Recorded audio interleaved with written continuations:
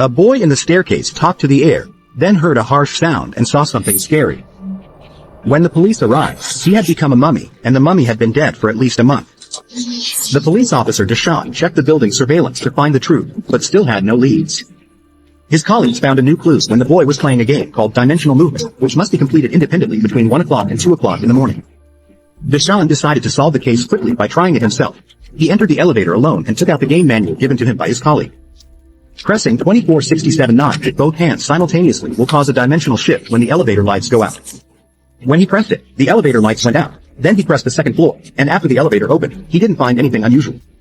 He pressed the 10th floor, and it was still the same as usual. He pressed the button for the 4th floor again, but this time, it was pitch black outside. He was about to go out to check, when suddenly an elevator appeared outside.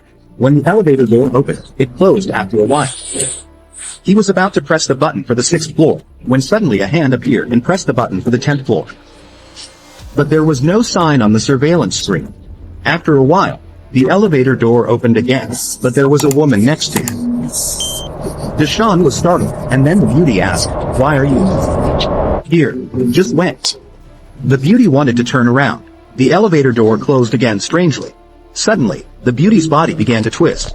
Then Deshaun heard a piercing sound. He covered his ears in pain, knelt on the ground, and slowly raised his head as the sound disappeared again. The beauty also slowly turned her head. Deshaun, he was so scared that he collapsed to the ground. His pupils were dilated and his nose started bleeding.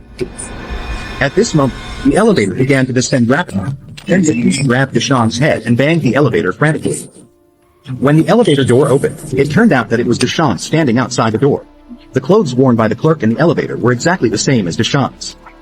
Shortly after, 2 more girls arrived at the elevator. They also came to play the 3D mobile game. What occurred when 2 individuals play? Watch the next episode.